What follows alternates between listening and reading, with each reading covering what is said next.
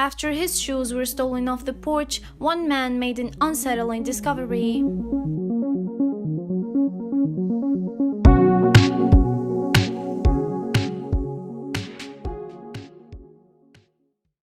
Though 2020 has seen its share of unbelievable events, in late July one city was captivated by a strange situation on a smaller scale.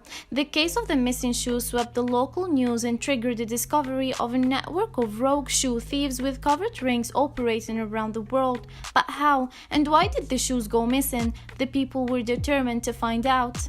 As coronavirus quarantine restrictions lifted, Christian Mayer bought himself a brand new high-end pair of sneakers. As a psychologist and mental well-being coach, he understood the importance of exercise and he was more than ready to get back out and hit the ground running.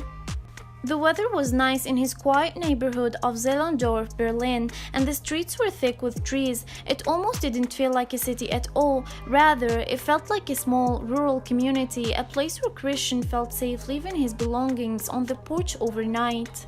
For a short while, all was well. The sun was shining, his daily runs were invigorating, and life seemed to be going great. However, Christian's joy would be short-lived. One morning, he went out onto his porch and got a bad surprise.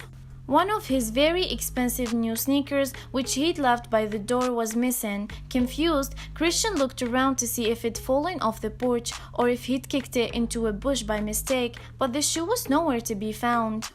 Luckily, Christian was close with his neighbors, so he began asking around to find out if they'd seen anything. Perhaps a young prankster had come up and collected his single shoe, but nobody had witnessed the crime.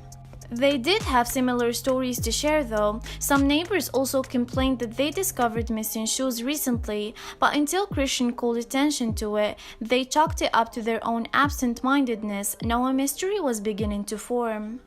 With multiple reports of missing shoes, Christian couldn't help but to investigate further. A few days went by and he waited to see if more shoes disappeared, but none did, at least not yet.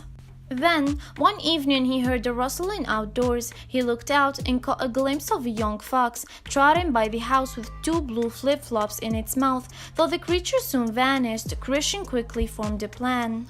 The next time he saw the fox, he'd follow it and hopefully find his lost shoe. This was a commitment that was easy to make in his head, but following through would prove difficult.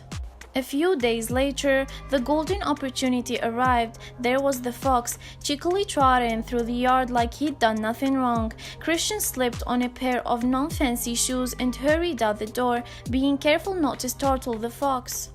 It darted into a nearby thicket, and Christian pursued. The woodsy environment he'd come to love about Zehlendorf now proved to be the bane of his pursuit. Sticks and brambles caught his clothes, and leaves got into his hair. He had followed the fox through the dense underbrush for nearly an hour, and was almost ready to give up, when the animal slowed down near a divot in the ground. As Christian drew closer, he realized what it was: the fox's den. While the fox hid, he crept up and took a peek, and couldn't believe his eyes. The den was full of shoes, almost 100 of them, and hardly any two were a match. Strangely enough, the fox seemed to prefer Crocs, as nearly every color of Croc was represented. Christian retrieved the shoes in bundles and brought them into a clearing. After he laid them all out, he contacted the neighbors who told him of their similar problem, and they were able to come identify and retrieve their lost shoes.